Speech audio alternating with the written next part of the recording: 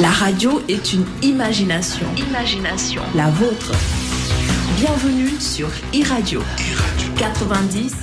Sénégal nuyu naa leen dellusiwaat am mbégte ci conférence de presse alxames bi jot nañu ko baaxoo war a wax ci lépp loo xam ni mu ngi teel askanu Sénégal ak lu koy jëmee kanam moo xam ku nekk ci wàllu ba nga féetee di juddub dëkk bi war see am kàllaama tey ñu dalal ku ñu ràññee di commissaire Cheikhna Keita aw turam jiboon na ci mbiri drogue ndax moom moo jiite woon OCRTIS di kuréel nga xamante ne ni mooy banxaas ki ñu ko dénk lépp jëm ci wàllu ceytu geek yu ni méngool loolu yi xam ngeen ana lu ko waral mooy daanaka benn tonne drogue bi ñu jàpp ci diggante juróom-ñaari fan kese muy ci benn ayu bés daanaka lu koy jege ak lépp li nga xamante ne ni moom moo ci aju ak dogal yi nga xamante ni jëwriñ ji ñu dénk lépp lu jëm ci wàllug koom ak wàllug budget te jaboote douane bi daal dina koy yëkki ci ay kàddu ci fàggu goo xamante ne ni nisar na ko ni ñu ko baaxoo ñu ngi ànd ak Baba Ndiaye ci conférence de presse bi ak Aminata Ndong waaye balaa ñuy sorey dañuy dalal suñu gan laata ñuy sóobu ci waxtaan wi moo commissaire am nañu mbégte di la dalal ci conférence de presse asalaamaaleykum. waaleykum salaam maa leen gën a kontaan di leen remercier ci invitation bi di ñaan yàlla lépp lu ñu fi taataan mu jëriñu askan wi. jërëjëf Baba. maa ngi lay fay Khalifa di nuyu Sénégal di nuyu ni ñuy déglu ñëpp ci iRadio di dalal jàmm également commissaire Cheikhna Keita di nuyu sama naataango Aminata Ndong. Aminata salaamaaleykum wa rahmatulah. waaleykum salaam Khalifa di nuyu également Baba Ndiaye di dalal suñu invité commissaire Cheikhna Keita. mon commissaire li ñuy tàmbalee waxtaan wi mooy leeral askanu Sénégal lan mooy solo kuréel goo nga xamante ne nii amewoon nga ko muy OCRTIS yore lépp lu jëm ci wàllug drogue beeg lu koy xeex ak càmbar gi lan mooy ay limitu ab liggéeyam fan la tàmbalee ak fan la yem pour ñu gën a xame ak banqaas googule. jërëjëf OCRTIS jumtukaay la bu état sénégalais taxawal pour que mu gàddul ko lépp lu jëm ci xeex ak bépp sinébar lépp lu jëm ci drogue mu mën ko xeex ci njaayam ak ci utilisation pour que nag mu mën a am boobu vocation particulière il faut que ñu comprendre moom mooy lan benn service la bi nga xam ni ngay déggee ñuy wax agence buy chargé wu ci dara noonu la mel ci biir corps yi nga xam ni ñoom ñooy xeex traditionnellement parce que dafa am ay corps yi nga xam ni seen métier ci biir dafa am vocation wu ñu xeex ak drogue ak leneen muy police di douane di gendarmerie ñoom par essence dañu war a xeex ak drogue fu mu leen fekk mais comme dañu nekk ci àddina bi nga xam ne yëngu-yëngu yi dafa bare état bi dafa xalaat ni war na mën a jël loolu jébbal ko ci loxo benn organisme bi nga xam ne loolu rek lay def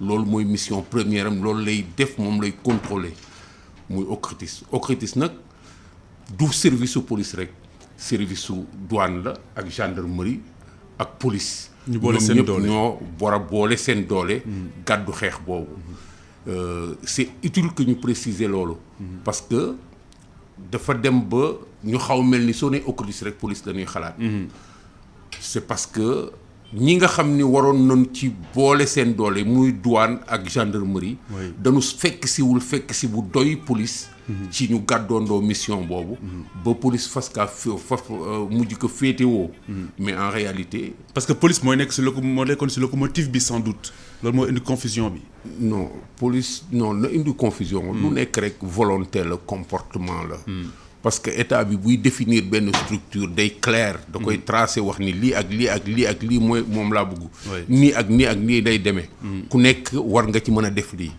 muy base bi base boobu su demee nag léegi ñëpp dañu war a wuy si fulaal affaire bi man sama point de vue mooy c'est que ñeneen ñi nga xam ne dañu waroon fekk si dañu taxawul taxawaay bi nga xam ne taxawaay bu doy la parce que su fekkee ñetti corps ñoo war a composer benn jumtukaay bu mel noonu ku nekk da nga ko war a fulaal wuy si que comme ni nga ko waree wuy si mais comme dafa fekkoon ci biir loolu ku nekk yaa ngi doon def dañu ko sàggane rek mu daal di demee noonu ba mu mujj wéyee noonu di nga daan nga ñëw sax ci jamono di fa fekk peut-être benn douanier mais ci sama jamono amoon na mais benn rek la woon police rek moo fa newoon ak benn douanier bu newoon aéroport li ci des yëpp amul douane amul gendarmerie amul leneen. alors que vocation moom mooy gàddu xeex. mais loolu dafa xaw a ñàkk yanu maanaa ak li nga wax léegi ne état lu muy taxawal dafay leer ñu définir li nga xamante ne moom mooy cahier de charge bi ak li muy ëmb.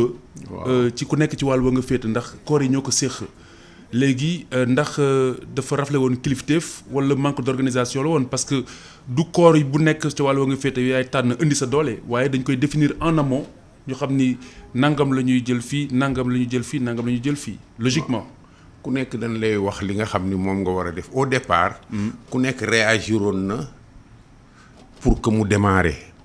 mais après au fur et à mesure dañu retiré wu. parce que li nga wax ne dafa mel ni xeetu volontariat la woon. un peu bah oui parce que bu ñu nee corps bi ku nekk wàllu taxaw bi nga war a taxawoo ko si c'est parce que ñoom am nañ latitude bëgg war a taxaw wala bañ a taxaw. amuñu latitude bi mais administration mooy demee noonu. damay wax souvent ni. administration ak boutique du benn. ak commerce du benn. commerce da ngay teg sa marchandise di xaar résultat bi. administration dafay am ni nga xam ne su amul suivi amul évaluation ci yenn dimension yi rek. day dem ba day nasax nit ñi dañuy bàyyi ku nekk def li la neex. à la limite ñii dañuy dem jàkkaarloo OCRTIS daal ni naka ñë la féetewoo. jàkkaarloo duñ ko wax fenn nag. mais ci seen comportement la ñuy dem di bàyyi ba mu jur loolu. bàyyandiku boobu muy bàyyandiku moo jur loolu. mu dem ba gisatoo fa gendarme. mu dem ba gisatoo fa lu dul benn douanier. mu dem ba jumtukaay bi nekk jumtukaayu police rek. ñoom ñu delluwaat seen kër continuer di def loolu tout en sachant que ni effectivement ci biir Sénégal suñu nee drogue rek OCRTIS moo war a jiitu. par exemple man bi ma nekkee directeur OCRTIS xel xalaatul comme mënu ma indi nit ñi parce que dañ ma commandé comme ni leen commandé xel xalaatul ma nekk ci terrain d'opération keneen ñëw di ma concurrencer. su ma wàccee aéroport par exemple man rek may wax. pourquoi parce que loolu mooy sama vocation li des nag mënu ma ko régler. donc loolu c'est important à souligner. dañu ko nasaxal ba mu mujj nekk nii rek OCRTIS nekk service de police. parce que commissaire Baba Ndiaye commissaire li mu wax ni dafa graaw. parce que c'est comme si en fait dafa am benn laxisme. boo xam ne aw tur rek moo fa nekk waaye jëmmaluñu ko ñi si war a taxawuñu si. erreur bi fan la kan moo taxawul ban maillon moo faible ci wàllu woowu. administration moo demee noonu d'une manière administration générale da nga naan su demee ba xam nga su demee ba mu toll foofu. dañu war a reprendre la main ci occasion bi. dellu siwaat di nga gis benn outil bu fi nekk ñu dem ba à la limite sax dañuy xam lu kenn dootul xam lu mu fiy defati. c'est un instrument de contrôle mais day perte pied sur le terrain. OCRTIS du perte pied bi mais dafa am ñi nga xam ni comme dañ leen fekkoon ci benn comportement ñu boole leen ci benn bërëb bi nga xam ni ñoom ñoo fekk si. à la limite ku nekk da nga bëgg garder sa souveraineté d'action. loolu la parce que compétence bi à l'initial ku nekk am nga ko. mooy concurrence bi am ci corps yi. waaw mooy concurrence yi am ci corps yi ku nekk am nga ko au départ. bu ñu créé wul OCRTIS douaniers yi dañ doon def drogue gendarme yi dañ doon def drogue police da doon def drogue si seen biir organisation amul nañu jumtukaay yi nga xam ne loolu mooy vocation am certainement. parce que police am na structure bi nga xam ne moom moo doon def loolu avant gendarmerie am na keneen am na ko. biñ leen boolee nag léegi centraliser leen quelque part ku nekk da nga dem ba si yàgg nga bugg delluwaat di ko defaat sa place bopp rek ci li nga tàmmoon nga bugg ci dellu. moo tax man leen su amoon suivi bi ci waroon am ay mécanisme la yooyu. yi nga xam dañ ko war a dugal ci biir administration. de plus en plus. contrôle suivi évaluation objectif bi nga xam ni moom lañ la assigné. obligation de résultat ñu ak teg ay jumtukaay yi nga xam ne ñoom ñoo indi loolu. est-ce que OCRTIS bi ñu créé woon au départ moom la nit ñi doxal moom la kilifa yi doxal ba ñu toll fii. bu doxee 1 an 2 ans est-ce que moom moo fi nekk est-ce que dafa jar améliorer mais day dellu gannaaw ba ñu bàyyi ko mu nekk noonu. oui Baba. Khalifa man ñaari jàngat laa ci am. bu ci njëkk mooy comme ni mu ko waxee. mooy kon c'est-à-dire dafa am échec bu yaatu boo xamante ne nii. am na ci wàllu gestion drogue bi kon loolu tam day firndeel ni kon drogue bi jóge ko ci Sénégal. laxisme oui bi ci des mooy parce que xam nga boo xee ni corps yëpp ñoo ko sekk rawatina gendarmerie ak police ak douane te xam nañ ni tey aujourd'hui gendarmerie ministère donc des forces armées ci loxoom la nekk intérieur peut-être police alors est-ce que aujourd'hui tey kon jotul ñu fusionner police ak gendarmerie bu ko defee comme li ngay wax ni concurrence bi déjà mën a wàññeeku bu dee mënul dañ. bi des également solution am ci jafe-jafe yi nga xamante ni askan ñu ngi koy jànkonteel surtout ci drogue parce que nag vraiment li ñu jàpp ci saisie en moins d'une semaine bëri na loolu commissaire. waaw fusionner police ak gendarmerie wax naa ci plusieurs fois man bu doon man rek dañuy créer suñu système bopp parce que kooku problématique gu globalu régler askan wi sécurité la. du problème mu drogue bi rek. ñun dañoo hérité ci tubaab yi police ak gendarmerie te ñoom rek ñoo ko am français yi ñoo ko am. ñi ko jotoon am comme belge yi bàyyi nañ ko. système anglophone bi comprendre ko c'est pas parce que baaxul mais ñun bi ñu doxee 60 ans presque d'indépendance. ak jànkonte ak ay problèmes yu bari war nañ mën a taxawaat xoolaat suñu bopp xoolaat suñu problématique sécurité xool suñu ay corps nu leen organiser xool lan la ñu gagné ci police gendarmerie ceci cela. parce que à la base bokkuñu ay champs d'intervention. si ñoo bokk champ d'intervention. Non, mais parce que il me semble que la gendarmerie est plus campagne. Non, ça c'est le territoire. Parce que son champ rek daal ni campagne. C'est le territoire. Mais il faut partir de la matière. Oui. La compétence, elle porte sur une matière. C'est la matière de police judiciaire, c'est la manière de sécurité, c'est la matière de gestion de la paix et des interventions. Donc, c'est des corps qui sont là pour prêter main forte à l'État dans l'usage de la force légale. Loolu mooy seen vocation, la matière. Territorialement, il faut que ñu organiser leen. Mais boo remarquer une chose, les services nationaux de la police sont aussi compétents en race campagne. Parce que matière bi moo leen fa yóbbu. La gendarmerie est aussi compétente dans tous les secteurs urbains où il n'y a pas de police. Pourquoi? Parce que matière bi moo leen fa indi. Donc il faut comprendre que ni on est compétent sur quelque chose par rapport à quelque chose. Ensuite, ci occupation terrain bi maintenant. Oui. Il y a de la flexibilité. Il y a de la flexibilité. Peut-être c'est à ce niveau-là foofu lañ ko war a gën a accentuer ci flexibilité bi. Ouais, flexibilité boobu moi je crois que on peut trouver comment dirais-je encore une réponse à tous les problèmes qui sont posés sur le terrain pour que ñu mën a assurer une bonne sécurité. Très Mais bien. il y a le problème véritablement de comment faire pour avoir un corps qui opère, un seul corps qui opère, qu'est-ce qu'on y gagne? Oui. Nous gérons deux monstres, la police et la gendarmerie. Il y a tellement de perditions autour de ça. Nous sommes un État sous-développé. Il y a tellement de perditions. Nous gérons des troupes énormes. Ce n'est pas rationalité bi dafay manquer. Il faut que nous sachions qu'est-ce qu'on peut gagner en fusionnant tout cela. C'est très important, ne serait-ce que trouver une formule qui nous soit propre.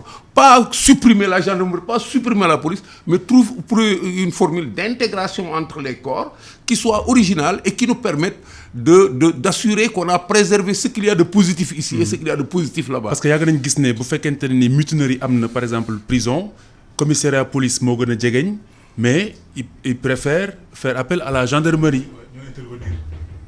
loolu jot na fee xew. Bon jot na fi xew mais il ne préfère pas faire appel. C'est une réaction seulement qui est organisée. Parce que gérer une mutinerie dans les prisons ñoom ñëpp am nañu outil. Par exemple outil boo gis fii rek am na fee. Oui. Tu as des troupes d'intervention am na fii. Tu as des troupes d'élite am na fii. Tu as des spécialistes d'enquête de police judiciaire am na fii. Loolu mooy problème bi. Oui. Qu'est-ce que nous gagnons? Tu as des fichiers am na fii. Qu'est-ce que nous gagnons à accepter qu'il en soit ainsi? Que même de l'extérieur, nos interlocuteurs à l'extérieur aient tendance à nous gérer dans la différence. Par exemple, la coopération des autres pays, dañuy appuyer ou sur la gendarmerie ou sur la police et sans faire tenir compte de ce qu'on conjugue la sécurité pour le Sénégal. Oui. Et la gendarmerie n'emporte pas souvent tout ce dont la police a besoin ou la police ne l'emporte pas. Donc police du ko emporter waaw daa du ko indi ci li nga xam ni moom lay def ak keneen. Très bien. Donc il est bon que ñu taxaw benn yoon seet ñun lan lañ war a inventer pour que lii ñuy def ci problème sécurité ñu gagné ci. te bañ di importer rek le problème de la drogue. Aminata. Khalifa man sama question dafay demaat ci par rapport ak OCRTIS ni mu ko waxee. par rapport ak compétence yi mu am ak limites yi ndax dañu gis ne fi mu jamono ji ni ko Baba waxee bëri na ci lu ñu teg loxo ci wàllum cocaïne ak drogue fii ci réew Sénégal. ndax jumtukaay yi war mi ngi ci biir OCRTIS aussi ndax mi ngi jéem a méngoog ak jamono par exemple bu ñu ko waxee.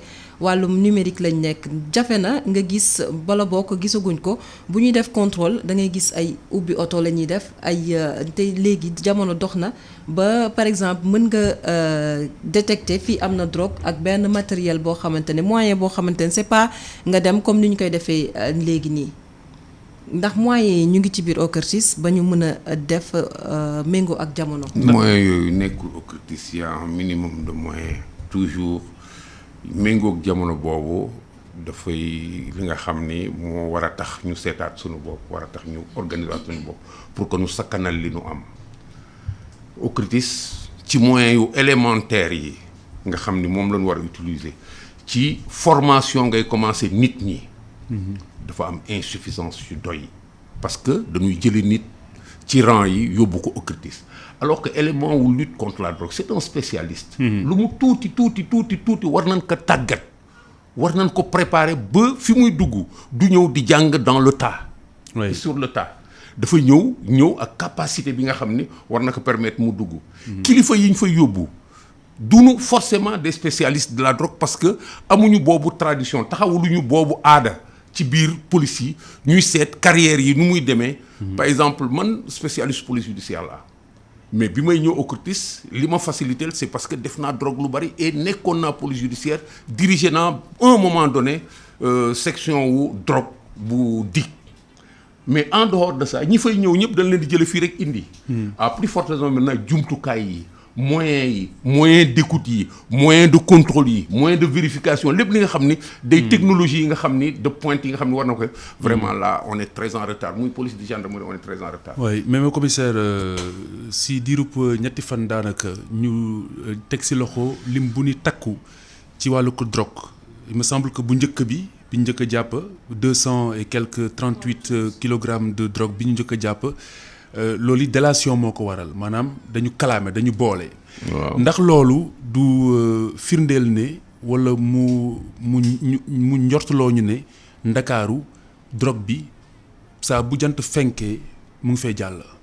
parce que bu boole amul woon amaana ba comme moyen amu fi duñu ko sax gis bala indi xaj pour ñu xeeñtu. man du ma ko.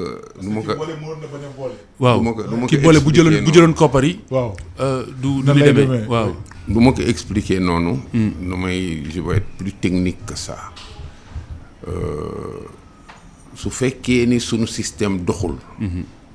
dañu war a d'accord ni fu benn kilo jaar yebal nañ fa 1,000 kilo noonu la trafiquants yi doxalee et c'est effectif. nu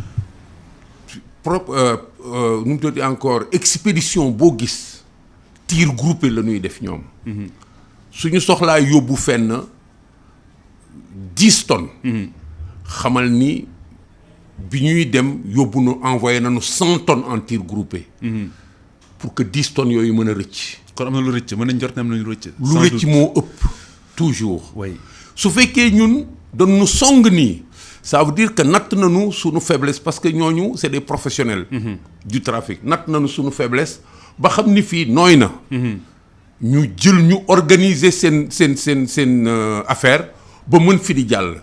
avant lii am jàll bi bari na parce que li ñuy jàpp lu néew la. bi lii amee ba pare nañu comprendre ni cong gi rëy na parce que ñoom xam nañ ni fii léegi. ils ont la main fii ñoom ñoo ko moom. donc ñoo ko moom mooy organiser nañ ko ba mën fi def liñ fiy def yëpp. di jël ay oto di ci def drogue di indi. di jaarale ci géej gi ñu ngi jaarale ci avion yi ñu ngi jaarale ci suuf si ñu ngi jaarale feneen. loolu lañu war lecture boobu lañu war a am du boole bi rek. mais effectivement ñoom suñu songee benn zone ba xam ne traité nañ ko ba mën fi jàll bis bu nekk affaire baa ngi jàll. mais professionnel bi nga wax ne moom la ñu moi je trouve quand même que xaw na yomb nga jëlee oto dugal si drogue. pour mu jàll. waaw ndax yomb boobu mu yomb te ñu xam ñoom xarañ gi ñu xarañ ndax du xëy na seen xel dafa daloon na si lëf ci njàppale goo xam ni xëy na yaakaaroon nañu ko wala kon système bi ni mu nooyee dafa am ñu ko yombal fii ci réew mi. d'abord li ngay tuddee yomb par exemple ci jël drogue bi def ci ay oto da ngay nekk ci seen position au départ. le fait que rek mu doon ay oto yu bees. yu war a dem quelque part. rek mën day jàlle lu bari parce que jot na jàlle lu bari c'est pas la première fois. def nañ ko defaat ko. dafay am ay réalisation am day ça passe. parce que c'est banal mu ngi mel ni rek ngay football ak benn xale mu daal di dóor bal bi daal di xëccaat daal di jàll fële. ay nduut la yu simple yi nga xam ni ça passe. tant que ça passe on joue comme ça. donc il faut pas nga négliger loolu. beneen aspect bi ngay wax. tous les jours trafiquants yi ñu ngi jéem a seet nan la ñuy yaatale seen réseau complicité tous les jours ñu ngi seet nan la ñuy nasaxale administration yi tous les jours ñu ngi dugal xaalis ci réew mi du ci biir police du ci biir gendarmerie gàddukatu bagage bi gën a tuuti fii ñu ngi seet nu ngi koy recruter dugal ko seen système pour mu leen di xoolal pour mu leen yëkkati pour mu leen di avertiral loolu mooy problème mu lutte contre la drogue soo gisee ñu ni état narcotrafiquant day dem ba réew mi lépp dafay nasax pourquoi parce que fu nekk dañ fay dugal xaalis fu nekk dañ fay dugal xaalis ba ku nekk da ngay bugg affaire bi di dox à la limite ñi ci kaw ak ñi ci suuf dañuy bugg affaire bi di dox en réalité à ce moment état bi gouvernement bi géreetu ko narcotrafiquant ñoo koy gérer parce que suñ la buggee defloo dañ lay defloo suñ la buggee yëngal dañ lay yëngal suñ la buggee yónni dañ lay yónni parce que jot naan laa joxaat la ñu utiliser ñaari arme suñ la këfine nga bañ ñu rotal la soo buggee résister di leen créer le problème ñu dal ci sa kaw. ñu rey la loolu mooy état narcotrafiquant. yow commissaire yéen vous arrivez à entrer dans la peau des trafiquants bi mbir mi xewee dañu ne bu njëkk bi cargaison bi mu nga jëmoon Angola. kilifay Angola weddiwuñu ko waaye dañu ne xamuñu fan la jëm xamuñu kan mooy destinataire bi xamuñu kan moo ko moom loolu lan la lay inspiré en tant que ancien. xam nga alkaati du sos. oui lu ñuy wax rek dañ koy. teg ci analyse yi way dañ koy teg ci firnde. oto yii dem Angola. mën nañu dem Angola. parce que ki leen commandé foofu oto la soxla. mais fi ñuy jógee ñi ciy dugal seen loxo di préparer loolu yëpp foofu la réseau bi agiré c'est pas parce que dama moom oto yi que drogue bi nekk ci biir maa ko moom. déedéet. parce que benn partie drogue boobu mënoon na wàcc fii Sénégal. kon am na ñu nasax si kaso yi te defuñu dara. am na ñu nasax si kaso yi te defuñu dara ci wàllu woowu. expliquez-vous. li ma bëgg a wax mooy maanaam bu dee man maa commandé oto bi. waaw sama yoon nekku si. waaw Baba Ndiaye suruxal si kilo cocaïne. waaw bu ñëwee ñu ne ma Khalifa oto bi yaa ko commandé woon. waaw su ma nee drogue bi moom ma ko du ma si génne. si mën na la ci génne. si naka da ngay dugg au départ parce que yoon noonu la taxawee. mais yoon it du dañ ko fekk sa oto rek dañuy téye sa oto dañ lay yóbbu. il faut ñu lijjanti ko ba xam ban rapport moo am ak yow ak drogue bi. ban situation nga taxawee bi ngay moom oto bi. ak lan moo war a tax ñu boole la yow ak drogue bi. c'est pas aussi simple que ça. Ouais. mais nag mënuloo fexe ba nga malchance ba ñu fekk drogue sa oto ñu daal ni non y a pas de problème kii Baba Ndiaye la oto bi c'est sûr que moom ko non. dañ war a taxaw foofu. c'est dommage pour toi di nga sonn. mais il faut que ñu leeral loolu. di nga sonn te di nga gàkk parce que Sénégal moom demal police rek. yaa def defoo fii lay des. Khalifa man sama question. day revenir at ci drogue bi ba tey ci lañ nekk par rapport ak li ñuy faral di dégg dañuy faral di dégg ne saa suñu tegee loxo drogue fii ci réew Sénégal dafa am benn pàcc boo xam ne dafay réer tout récemment joxe nañu xibaar boo xam ne 80 kilogrammes réer na ci li ñu jot mu di information boo xam ne douane weddi na ko pourquoi à chaque fois bu ñu tegee loxo drogue nit yi dañuy am ci transparence bi gestion drogue bi ñu teg loxo dañ ciy am doute lu tax pourquoi. mais peut-être parce que man damaa commencé wax ci loolu parce que man loolu moom génne. alors justement man xam nga la question là. li tax mu am solo mooy xëy na am na benn disons benn relent traumatique xëy na. man non li ma la bëgg a laaj mooy maanaam comme li Aminata wax nii biñ ne drogue bi am na lu si réer. waaw du ñàkk ba am na lu mu yees yow. am na lu mu yees yow ce sentiment laa bëgg a xam en tant que être humain tout court. mais xam nga lii mu réer nii man damay dund nii. oui tant que réglé wuñu loolu. drogue dafay réer du fii Sénégal rek. France dafay réer. Angleterre dafay réer. pourquoi parce que drogue xaalis la. à chaque fois que mu am faille ñi ko wër dafa am ñi nga xam ni loolu rek la ñuy xaar pour teg ci seen loxo. est-ce que traumatisme bi ñëwaat na si yow ou pas personnellement. lan nga tuddee traumatisme parce que. parce que lii xew nii maanaam yow gàkkoon nga si lu nu mel nga déggaat ko si réew mi. man gàkkuma woon il faut ñu rétablir fait yi. non gàkk bi kay mooy li ma wax sànq rek bu ñu la xësee ba tudd fii Sénégal. waaw si lëf moo xam yaa def wala defoo. gàkk ba gàkk la rek moom. gàkk moom gàkk la xanaa après. xam nga fët la woon rek. ci diggante ay nit. bon bu fekkoon ni gàkk naa ba léegi réer naa fii. xëy na nag yéen da ngeen comprendre. en réalité c'est moi man maa wax ni drogue bi dañ koy foyee. lin ma ci tegal mooy doo ko fi waxee.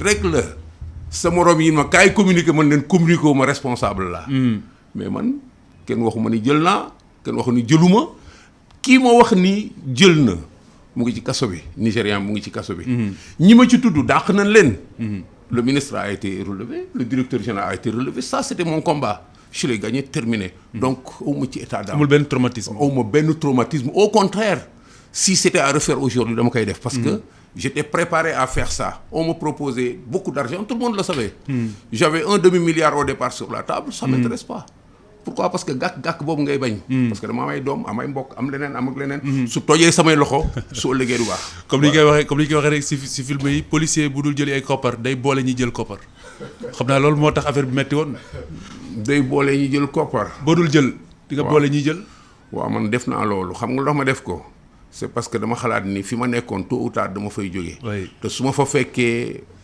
pollution boobu su ma ko fa bàyyee su ëllëgee man dama ko fa bàyyee lu ci feeñ rek man la yaakaar ni faj nga ko wala am na lu ci faju non faju ma woon dama doon wax nit ñi nga ñoo war a fay ñu ngi woon ci yoonu faj bi oui mais est-ce que l'alerte a été suffisamment puissante non l'alerte a été suffisamment puissante mais l'alerte a été contrée dafa am ñi nga xam ne dañu taxaw parce que seen intérêt nekkul foofu dañu taxaw pour que loolu bañ a jëm kaw ni ma ko waxee mu doon xeex. Commissaire, vous êtes en train de dire que c'est au cœur du système maanaam ñi nga xamante ni xëy na ñoom ñoo koy nëppal wala xëy na am nañ ci lëf da nga bëgg wax ni kon ñoom ñu ngi si fa ñuy jëlee dogal. non du loolu.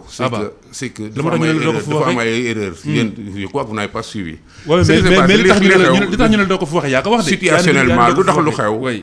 xam nga affaire boobu bi mu amee. oui dama jóg dès que je l'ai su ñu wax ma rek dama jóg dem seeti kilifa gi ki nga xam ne yor ministère de l'intérieur ñëw toog ak moom fu weññeekul man ak moom ak yàlla ni ko lii moo am ci dëkk bi balaa ma koy bind dama la koy wax lii laa fekk OCRTIS te du dem ak man kenn du ma dégg ci traficu drogue maa ngi lay prévenir diw nag mu ngi ci moom.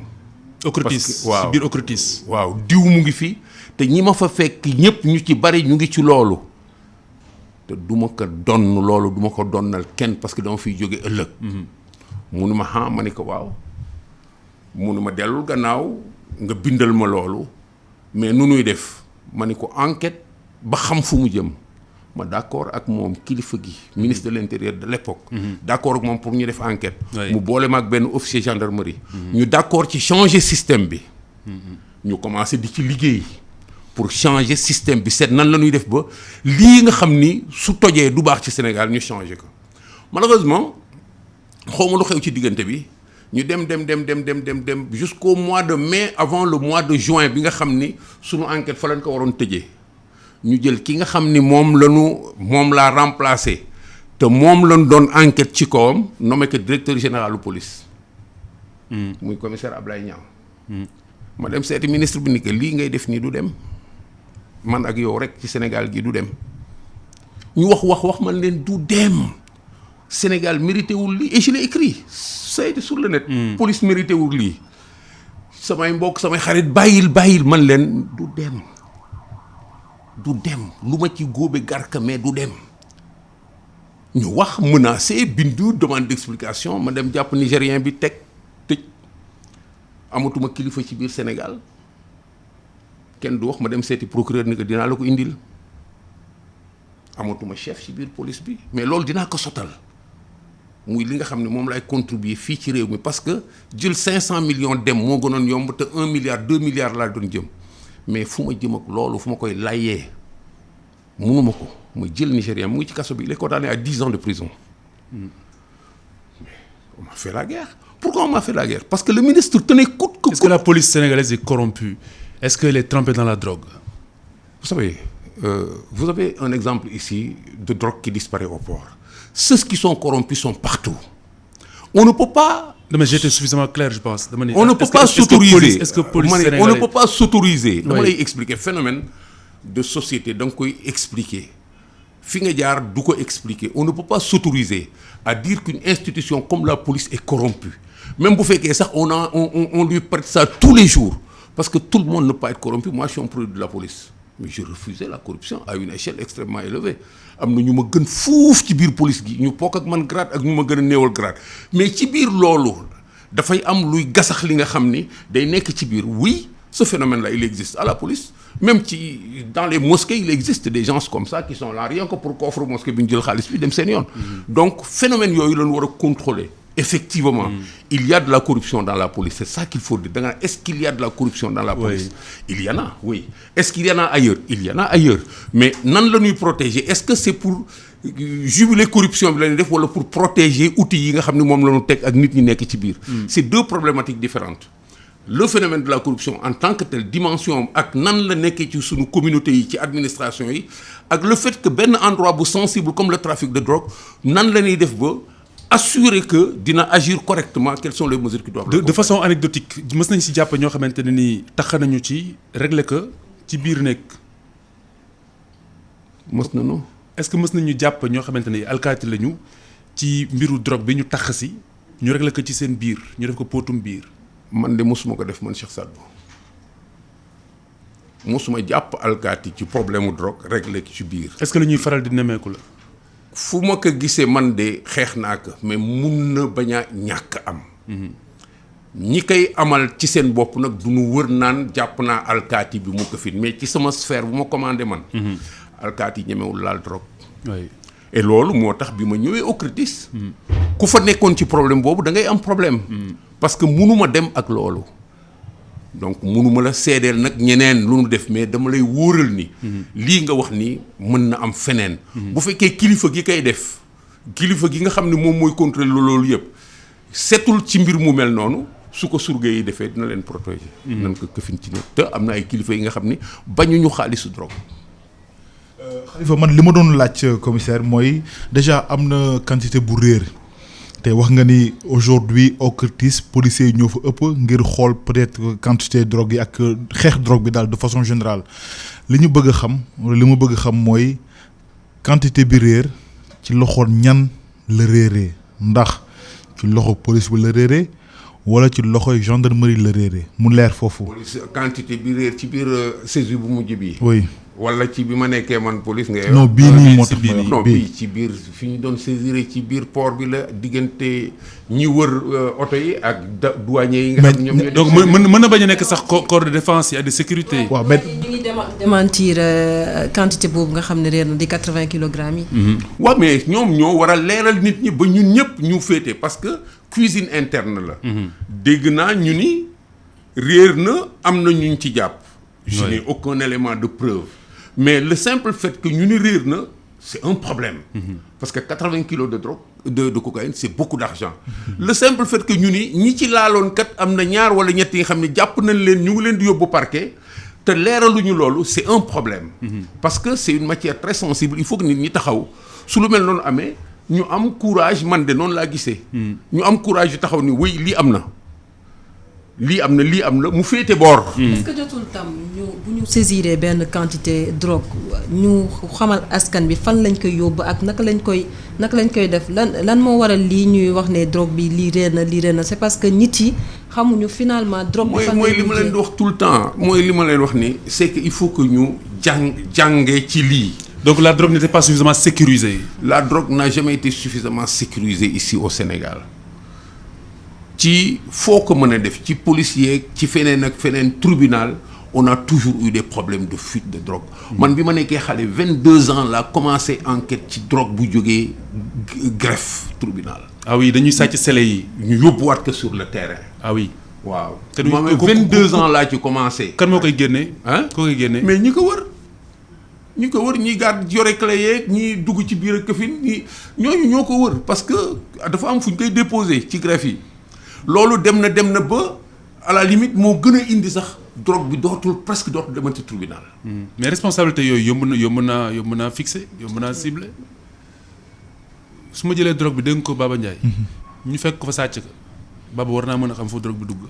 waaw mais. ak la ko fa jëlee. ak la ko fa jëlee. cin fa xul ba nul. c'est un cas de police judiciaire ni nga koy waxtaanee yombewut noonu parce que kii jël drogue bi. tout le temps day fexe ba nëbb trace am buy ñëw day effacer buy dem. non mais c'est pas la question mooy mesure précaution ñu war a jël pour drogue boo xamante ne da doon rëcc ñu teg ci loxo ñu fexe ba dootul sennati. waaw mais loolu ci loolu laa naroon répondre question soxna si yow da nga ma dévier ci beneen question moom ci loolu laa doon répondre parce que orientation bi nga jël naan cin faqul bënnul moom laa lay wax ni comportement nit gën a compliqué loolu il ne faut pas s'attendre à ce que ñu teg drogue bi fii baaba ñu dénk rek ni dal ñëw dal ngay jël dem déedéet nit du defee noonu déjà lu indi problème bi ci 80 kilos yi c'est parce que c'est pas directement que les gens sont allés ils ont trouvé des circonstances des moyens du temps des procédés pour que créer cette histoire-là. Ils ont réussi à 100%. Non, ils ont réussi peut-être à 70% parce qu'on en parle encore. Et il paraît qu'il y a des gens qui jàpp nañ leen. Mais drogue, déjà, il faut ñu comprendre ni dafa am lu nekk da ngeen seen métier nii dafa am ay kii. dafa am cadre bi nga xam ni cadre juridique bi nga xam ni moom moo régler problème mu jàpp drogue jàpp koy jaay drogue jàpp jël drogue bi ci boppam saisir ko sceller ko provisoirement. évaluer que inventaire ko denc ko sceller que définitivement loolu yëpp yoon daf ko tëral muy cadre bi nga xam ni mooy cadre juridique bi nga xam ni moom mooy gérer mooy permettre ñu gérer teg loxo ci drogue foofu la fay am non cadre juridique bi mën naa wax ni baax na parce que toutes les règles sont prévues ñu ngi ci biir li des mooy ñu encadrer comportement yi par des dispositions physiques et pratiques mooy nan la ñuy mu ngi mel rek ay procédure fan lañ koy denc ñu encadrer ko ba ni seen fii par exemple dañ ko organiser pour que vocation mooy denc ñu jël mesure yëpp yi nga xam ni da koy sécuriser matériellement buntu blindé ceci cela juróom-ñaari caabi kii yor benn kële yore benn loolu mooy mesure yi nga xam ni moom mooy dem processus bi nga xam ne nag moo ko fay dugal diggante fii scellé bi définitifé ak fi mu fay duggee ñu encadrer loolu pas en revenant ci mesures yi nga xam ni mooy légal yi mais en prescrivant d'autres mesures administratives yi nga xam ni ñoom ñoo koy accompagner. ba ñu xam ni drogue bi kat ci fii lañ ko évaluer ci loxo ñii la mujjee. ci seen loxo la jógee ba dem fii loolu dañ koy encadrer c'est des mesures pratiques qu'on doit prendre au niveau des endroits yi nga xam ne drogue bi daf fay nekk. mais loolu moo amul. da ngay gis drogue bu ñu jël fii ak quelle que soit sa valeur fi nga koy gis mu tege. mais commissaire est-ce que kon aujourd'hui bu fekkee ak li rëcc jot a rëcc yëpp mën nañu jàpp ni tey Sénégal wala Dakar tey marché la boo xamante ni marché bu productif la. plaque tournante waaw. zone de transit ou wala marché tigi. vous savez ñun li ñuy éviter tey normalement. parce que comme man maa jël responsabilité wu di wax ci lii li ñu war a éviter mooy tey. ñu àgg si ni le Sénégal est un pays narcotrafiquant est un état narcotrafiquant.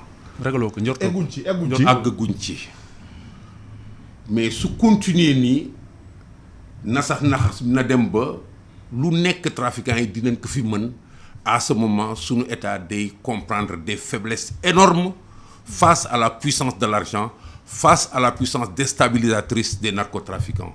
C'est arrivé à côté. Un État comme la Guinée-Bissau a souffert de ça. Oui, ils ont été indexés par les Américains. Oui. Aujourd'hui, nous sommes en train de manœuvrer pour que notre lien avec le Mali ne se transforme pas en ça. Parce que le terrorisme et tous ces remous-là et consorts, c'est un terreau très favorable au trafic de drogue. Et ñoo ñëpp dañ ciy intervenir pour que jàmm bañ fa am toujours. Sénégal àggagul foofu. mais Sénégal mu ngi ci position bi nga xam ni c'est sûr que trafiquants yi dañ ko weccee ak dara. parce que bunte la. waaw dañ ko weccee fi nga xam ni gën na jafe léegi ñu commencer organiser fii réseau de transport de stockage et de exportation. mais boo koy natt ñaat nan la war a toll maanaam ci natt wala ci pourcentage nga ne kat Sénégal tey toll na fii ci degré boo xamante ni waa échelle. waaw mais c'est que li ñu rëcc moo bari tellement que ni c'est une aventure. que nga bugg joxe benn mesure mais soo jëlee rek ci li nga xam ni moom la ñu jàpp tey nga xam ni indicateur bu fort la il y a de quoi avoir peur. parce que. oui ak saisine bi nga xam ne def nañ ko fii ci Sénégal ak li nga xam ne dañuy ruumandaat ne réer na est-ce que instant bi mën nañoo wax ne amul benn loxo sénégalais boo xam ne dugg na ci li nga xam ne moo xew jamono ji. ala kulli xaal. am na loxo sénégalais yu bari yu ci dugg bu feeñee bu feeñul. parce que trafic noonu lay demee. dama leen wax ni réseau bi du kuy dem rek gàddu sa mbuus. li nga xam ne day indi ay milliards du ku dem rek jël sa mbuus jël sa marchandise daal di ñëw ay équipe lu yu extraordinaire c'est ay organisation criminelle yu forte la ñoom soo xoolee organisation bi indi fii li xëy na budget moo ëpp budget wu Sénégal moo tax ñu mën a dominer état ñi nga xam ne dañuy mën a taxaw ni la tey jii par exemple suñu demee Amérique latine dañ leen di jox par exemple voyons voir possibilité wu dans l'année ñu opérer sur 100 tonnes 200 tonnes de cocaïne. mais ça c'est beneen dimension monde la. xam nga li fi jot li ñu fi teg loxo xaw naa jege ab tonne. te sànq da nga ni fu ñuy yónnee fu ñu bëgg a jàllale fukk danañ yóbbu téeméer. waaw bu dee jàpp nañ fi lu jege tonne mooy wane ni ñoom pare nañu installé wu nañu mooy wane ni Sénégal am nañ fi ndëgër laay. xam nga wala c'est facile. xam nga man ak yow journaliste nga. noonu ngay demee. mais man damay poser hypothèse rek daal di avancer. hypothèse bi mooy lii nga wax mën na nekk lii moo firnde ni mën na nekk donc damay dem ci loolu ma am conclusion mais effectivement il est visible aujourd'hui que mën nañu affirmer que ni si li nga xam ni moom la trafiquants yi def. ni ñoom bu ñu buggee jàllale dara dañuy prévoir li nga xam ni du jàll. nattaale ko ci biir daal di envoyé waale. di seet suñu nee fukk ñett lañ ci bëgg mu jàll. su juróom jàllee baax na su juróom benn jàllee baax na su juróom-ñaar bu lépp jàllee baax na suñu considéré boobu comportement ci ñoom nga xam ni ñoom objectif bi mooy dara àgg fi nga xam ne fa lañ koy jaayee. ça veut dire que ñun fii ñu toll avant ñu gis lii. li nu dal xamuñu lu mu doon waaw li ñu dal xamuñu lu mu doon. bi nu gisee lii ba pare war nañu xam ni yemul fii tollul nii. war na ëpp lii. y a pas à avoir peur nag. lu ay njàngat rek la parce que yéen da ngeen di informer ki nga xam ni acteur nga ci biir lu ci nekk rek benn énoncé wu liggéey la bi nga xam ni. dafa war a njàngat posé waat. ñun dañu war a jàngate ci lii nii suñu situation demewul nii rek su fekkee mën nañ fi am benn saisie bi nga xam ni ñu ngi naan Interpol ñëw na ñu naan waa Angola ñëw nañu ñu naan officier de liaison français yi ñu ngi ci ça veut dire que tey dañu am indice bu grave bi nga xam ni wane na ni tey war nañu seetaat suñu bopp wala ñu seetaat suñu taxawaay. surtout bu ñu demee sax ba ay enquête ubbi nañ ko ci léegi nekkatu rek ci loxo doomu Sénégal yi mais sax ñoo xamante ne ni peut-être bitim loolu nu jógee seen xam-xam tamit bu màcc jëm ci wàll njortu nga ne enquête bi dina yegg fi mu war a yegg ba ñu xam exactement lan moo ci nekk ak lan moo ci lëndëm ak li ci war a leer lan la. xam nga enquête judiciaire bi nga xam ne moom mooy jóge ci saisie bi directement benn affaire la. loolu il faut ngeen différencier bu leen foog ni. ñii ñëw di enquête si ñu ni Interpol ñëw na seen objet wu enquête ak lii ngeen di xool benn la du benn. Enquête judiciaire bi service sénégalais yi ñoo koy def pour traiter lépp li nga xam ni moom mooy drogue bi feeñ fii fu mu jógee nu mu ñëwee ak ñan ñoo ci laal ak ñan lañ war a yóbbu tribunal ñan la war a condamné. mais ñi nga xam ni dañ ko wër enquête bi dañ wër affaire bi ñoom. ci mode d'opérer yi la ñuy calculer c'est-à-dire défini bi. dinañ ci liggéey trop. dinañ liggéey ci document wu bateau bi situation bateau bi situation wu comment dirais-je encore compagnie bi moom bateau bi nan la ñu commandé këfin yi détails yi nga xam ni c'est des détails techniques nga xam ni day tax ñu mën a fàggandiku ci yeneen situation feneen ak feneen mais du pour ñëw jël enquête bi suñu loxo di seet nit yu ñuy jàpp pour yóbbu leen tribunal. ku nekk da ngay ñëw ni comme fi mu nekk dafa mel ni rek ñu ubbi benn laboratoire ay teg ci ay cas. ku nekk da ngay ñëw pour seet lan nga fi mën a jàngate pour que su ëllëgee nga yokk sa ay jumtukaay yokk sa taxawaay. parce que drogue bi mu ngi mel ni terrorisme yi terroristes yi xam nga terroriste kenn mënul xeex ak moom ndax mooy li ngeen di woowee guerre asymétrique. tey jii. mën nañ kaa def ci butéel bi wala ci caméra bi wala ci micro bi wala feneen xam kooku mënoo kaa lii. mënoo kaa sóor. waaw donc comme mënuñoo sóor loolu drogue bi également mënuñu leen a sóor parce que bu ñu gisee ci mode opératoire bi doxul daañu jël benn mode opératoire yow say jaar-jaar en étant dans la peau des trafiquants yan mooy ñaare yi nga xamante ni moom mooy yi ñuy jariñoo ngir transporter seen drogue. bi ma si xam te mu gën maa jural njàqare mooy bi ñoo on. xam nga gis nga dañu wax fi oto rek nga daal di nii non loolu dafa simple trop. Kii def lu mel noonu lépp lu tegu ci loxoom portable bii transporté na drogue.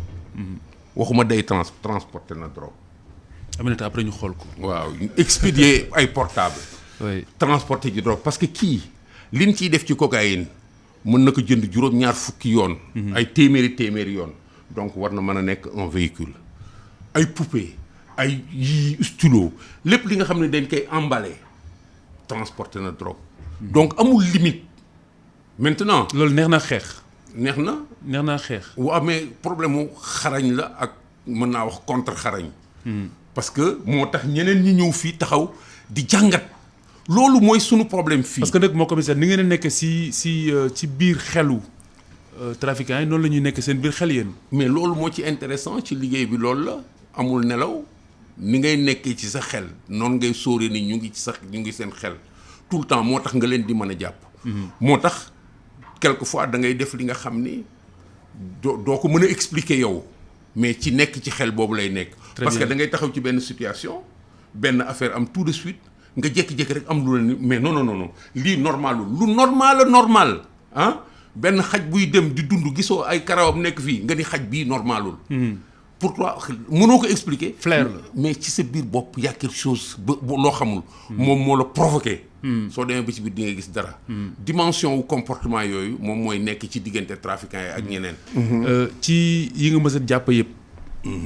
ban moo la si gën a marqué ban moo la si gën a fasciné entre crochets. ci li ma def ci police yëpp dossier bi ma génne police moom mu ci gën a impressionné côté drogue. parce que. yaa jàmmarloog ay punkal.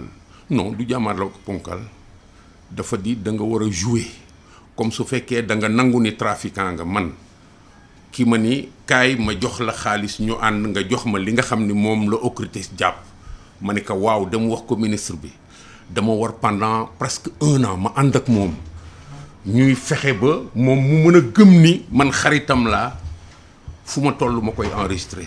fu ma toll ma koy photo fu ma toll may bind c'est très facile. au péril de ta vie. au péril de ma vie nécessairement. parce que am na moment yi nga xam ni tu ne peux pas enregistrer avec un portable tu es obligé de mettre des choses ailleurs. te su feeñee tu es foutu. donc c'est un peu ça moo ma gën a fasciné c'est un dossier magnifique et vraiment loolu laa la mën a wax quoi ci li ma jàpp. ailleurs dans d'autres domaines maintenant c'est que boo si wax sa baat day lox. oui mais c'est vrai parce que c'est très impressionnant. mës nga tiit mës nga si tiit ne tey rek laay dee. non du tey laay dee mais da ngay tiit tout le temps tant que ce dossier existait ci tiit laa nekkoon pour beaucoup de raisons mais da ngay assumer sa responsabilité. li ñu des nag ci waxtu bariwul daanaka waaye dafa am benn ponk bu am solo boo xamante ni faaw ñu daal di koy aborder ndax kat jàngoro joo gis saafara la ñu soy wut. laata loolu ñuy soobu si dañuy rek dem ba port bu Ndakaaru ndax jëwriñ ji demoon na fa moom Abdoulaye Daouda Diallo nemmeeku ji ñi nga xamante ni ñoom ñoo tegoon loxo ci drogue boobu lee ngir moom xam ana mbir yi nan la tëddee ak lan lañ si namm kon ñu déglu Fatou Ndiaye Fall ma nemmeeku ji woon port ci teewaayub jëwriñ ji bismillah. ci diirub ñeenti fan rek kii di douane bu Sénégal teg na loxo lu toll ci 2fanweer kilogramme cocaïne mu nekk lu am solo bu ñu sukkandikoo ci kii di Abdoulaye Daouda Diallo te bu ñu ko xaymaa dina toll ci juróom fukki milliards ci koom-koomu réew mi ba tax na mi ngi rafetlu tey jaajëfal liggéeyu douanier yi. globalement saisir nañu lu mel ne 1036 kilogrammes de cocaïne maanaam benn tonne ak lu teg te cocaïne moom ku xam maanaam lu muy jar ak surtout. jàngoro bu muy indi ci réew dañu war a féliciter di jaajëfal waa douane sénégalaise suñu ko xaymaa ci xaalis dina 50 milliards de francs CFA ku dégg liggéey bu mel noonu nag foog naa ne dafa war a am quand même reconnaissance ci réew moo ñëw fi man d'abord di leen féliciter di leen encourager te xam naa ni incha allah président de la république dina leen recevoiral boppam. kii di ministre bi ñu dénk wàllum finance ak budget bu Sénégal nee nañ dinañ yokk jumtuwaayu ñii di douanier yi ngir ñu gën a mën a aar lii di koom-koomu réew mi. jumtuwaay yi il faut ñu yokk leen waxoon naa léegi aussi ci frontières yi am nañu ay mesures yu ñu jotagum jël pour renforcer surtout aussi sécurité ci frontières yi. amoon nañu ay bureau de dédouanement xamoon nañ da nga doon ñëw rek fekk benn agent wala ñaar léegi fas yéene nañu leen renforcer ci personnel. pour ñu gën a ànd aar koom-koom réew mi mais surtout simplement ñu aar réew mi parce que liggéey aar la ñu am d'abord avant ñu nekk quand même liggéey aar koom-koom réew mi en même temps renforcer leen seen i moyens lépp li nga xam ne daal dina quand même renforcer seen liggéey si taxawaay boobu incha allah fas yéene nañu ko def. bi muy jeexal déclaration am nag kii di Abdoulaye Daouda Diallo xibaar na ne dinañ ubbi ab l'enquête ngir joxoñ baaraamu tuuma képp ku taqee ci cocaïne boobu ñu jàpp ngir ñu gën a mën a xeex drogue fii ci Sénégal. 50 milliards de francs CFA foog naa ni limu koppar boobu boo ko dégloo rek daanaka sa bopp ëlbatiku 50 milliards bari na si ay koppar te commissaire wax nga ne que léegi te xam nañu kattanu ñooñu nga xamante ne ñoom ñoo ciy yëngu daanaka la ñuy toogaale dafay sax ëpp budget am réew loolay waral balaa may sore yi moo commissaire ndax yaakaar nga ni Sénégal am na kattanu janoo ak trafiquant yooyu la. réew mu nekk am na kàttanu jàkkaarloo ak trafic de drogue parce que réew dafay lu particulier particulier lu mu bari doole mënul dépasser organisation réew mais il faut que volonté politique bi nekk ci il faut que ñi nga xam ne ñoom la ñu sas loolu nangu ni lii mooy seen liggéey il faut que ñu teg leen ci bërëb yi nga xam ne dina leen permettre ñu def seen liggéey il faut ñu jox leen jumtukaay yu ko mën a def il faut que ñu labal seen xel ci liñ leen dénk. Très bien et ministre bi dafa wax ne ci ñaari fànn wàllu kaaraange gi ñu daal di fexe ba frontières yi ñu gën cee bàyyi xel waaye tamit ñu daal di indiwaat visa pour étranger yi ndax loolu doon na loo xamante ni mën na nekk saafara. waaw man bi ma déggee loolu. wala début de solution. dama ni c'est très bien. oui parce que du sax solution. C'est très bien que autorités yi.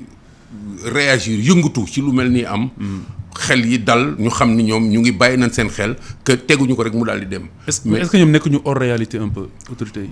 mën nañu ci non ñu ngi ci réalité bi. réalité du moment bi c'est li nekk à l'ordre du jour lii la.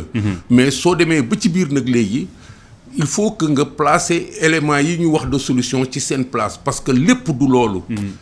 lii régler loolu mooy d'abord ñu d'accord ni problème bi nii la toll. ñoom ñu réexprimer seen volonté politique ñu d'accord defaraat seen taxawaay ci xeex ak moom ñu d'accord ku nekk ku ci war a am responsabilité ñu teg la sa place responsabilité organiser service yi comme il faut manquement yooyu amoon tout à l'heure ñii di jaar fii ñii di jaar mu nekk pëccëxoo ñu arrêté pëccëxoo bi organiser li nga xam ni moyen état bi ñu ciy def dina mën a tax ñu xeex bu am solo. mais am nañ moyens yi dans l'absolu à part l'organisation. état bu nekk li nga am moom ngay def lutte contre la drogue. li ci des nit ñi ñoo koy montali parce que moyens yi lu mu bari su nit ñi doxewul comme ni ñu war a doxee. toujours ça va ailleurs. Aminata. nit ñi ñàkk a doxee ni ñu war a doxee est-ce que du revenir ci li nga doon wax sànq ci formation. ndax xeex drogue doon na loo xamante ne dafa war a nekk lu ñu organiser est-ce que tamit ni ñuy dugal ci par exemple bu ñu ko mënee firndere au curtis ñoom ñi nga xam ne ñoom ñooy xeex drogue est-ce que jotul tam ñu saytuwaat seen formation xool benn sélection boo xamante ne bu am rigueur la ñu xool ñan lañ fay dugal ndax bu ñu demee ba ñu teg loxo drogue benn quantité mën a génn ce qui veut dire que y a problème surtout ci nit yi nga xam ne ñoo nekk foofu. man bi ngay wax formation man sama xel ci tàggat la dem. tàggat dafa di concept bi nga xam ni moo gën a surcharger formation. parce que formation dafay mel ni élève boo dugal ci classe rek jàngal ko dara. tàggat c'est un peu plus pratique.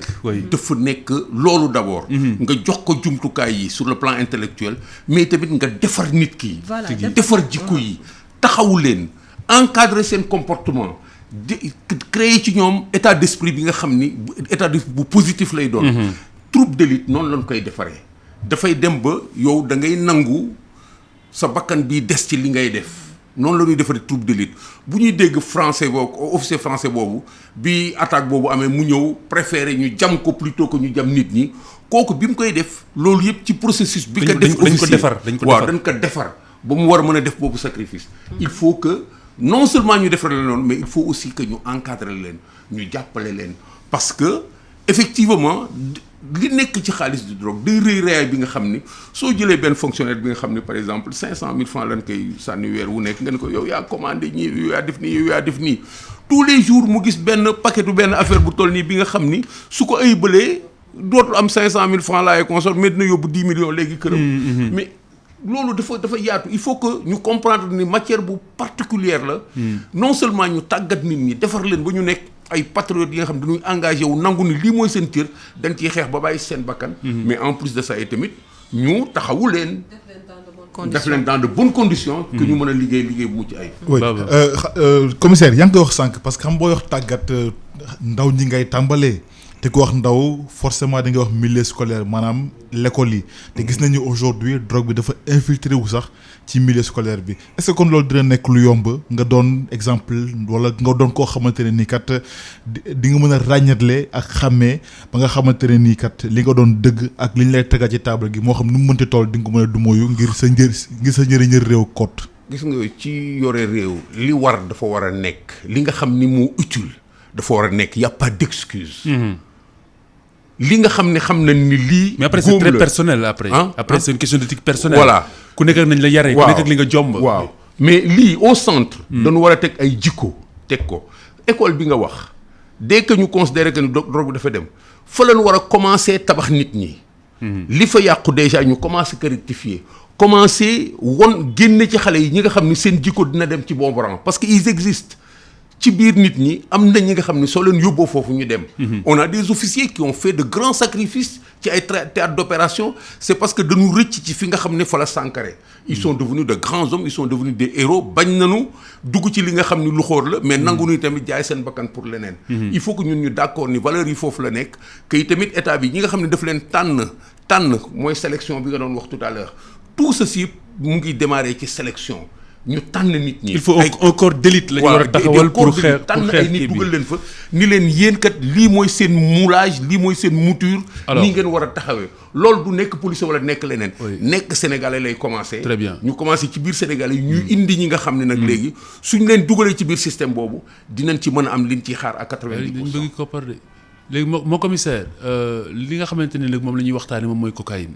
waaw cocaïne daanaka. am na ñu bari ñoo xamante ne nii xamuñu ko mësuñu kaa gis. waaw xam nañu daal pëndëx ba weex la. waaw xamuñu nu mu mel xamuñu lu muy def si doomu aadama. dina tàggoo sa goom ak nangam sangam. waaw li ma gën a marqué bi ma nekkee xale école primaire benn spot bu doon jàll de sensibilisation. à la RTS. waaw et c'était une succession de prix on disait 1 gramme de cocaïne est l'équivalent du prix d'un magnétophone 2 grammes. nangam sangam 2 grammes ba ci oto ba ci kër. waaw 1 gramme de cocaïne mën a jënd luy jar 20 junne. par exemple. waaw kon xam nañu drogue am nay koppar. drogue am na doole. yaa ngi wax école primaire école amuñu les moyens xanaa ñu sàcc ka. donc wax ñu cocaïne ñu xamante cocaïne mooy lan bon wan lor lay indi ci doomu aadama parce que ñu bari ñu ngi kaa dégg mais xamuñu lu mu doon. dama bëgg ñu def portrait cocaïne. cocaïne benn pëndëx bu weex la bi nga xam ni mu ngi jóge ci benn garab bi nga xam ni Amérique latine ak yenn pays asiatiques yi dañ ko fay jëmbat boo gisee dafa am benn bopp bu nekk nii la. coca waaw. donc am ay feuilles yi nga xam ni yooyu yëpp li nga xam ni moom mooy drogue bi day nekk ci biir. am na nag façon traitement yu bari yi nga xam ni mooy traité ngay extraire mënuñu dugg ci biir loolu fii dafay gudd mais finalité bi nga xam ni moom moo ci nekk mooy lii nekk fii mën na doon liquide. day jaunâtre en général. oui mel ni. lu mboq. waaw mel ni lu mboq. waaw day mel ni lu mboq. mais xaw mel ni liquide bu diis nii mel ni dëwlin. mën na tamit nekk benn. boobu mooy bi ñëw piqûre. déedéet kooku au départ la rek. produit pur bi. ñaar yooyu lay ko fi liquide lay doon wala mu nekk pëndax bu weex boobu. léegi nag liñ ciy piqûre yeneen transformation lay xam ne dañ koy dugal mélanger ko ak dara pour mën ko piqûre. ñooñu dañ koy jël mais tamit.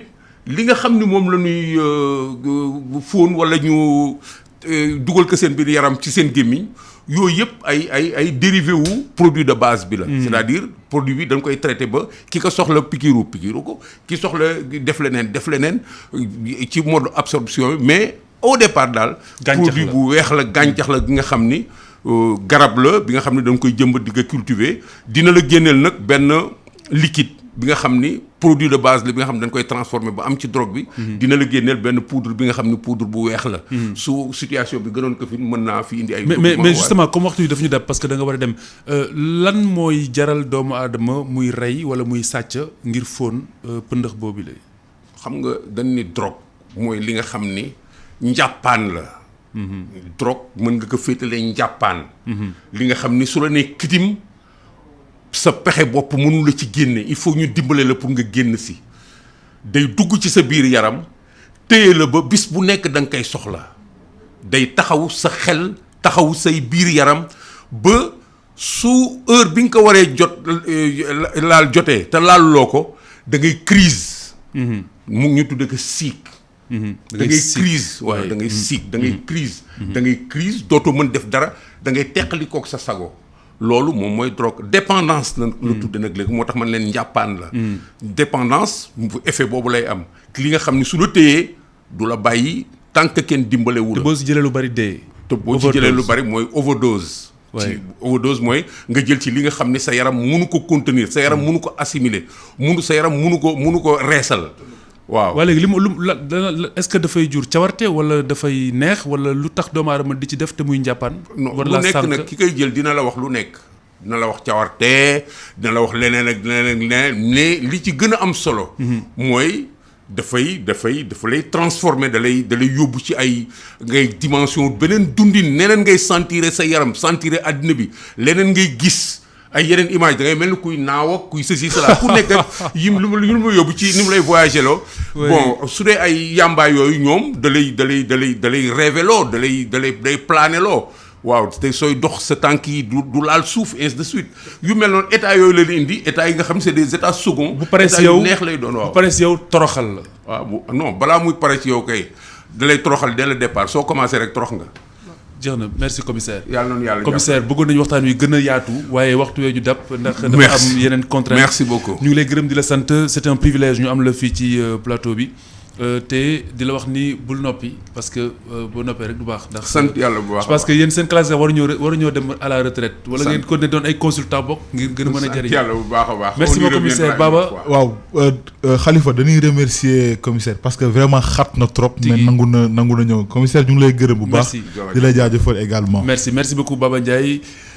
Aminata Ndong jërëjëf. Khalifa ñu ngi jaajëfal commissaire également ci dalal ko. Souleymane Diallo. jërëjëf Souleymane Diallo moo doon filmé pour ITV ñuy gërëm également Serigne Saliou Dem mi doon dëgtal conférence de presse Baba Ndiaye mi ko meññ jërëjëf ñu ngeen jëf mbokk yi ba weneen alxames bu sobee suñu borom. La radio est une imagination. La vôtre. Bienvenue sur iRadio 90.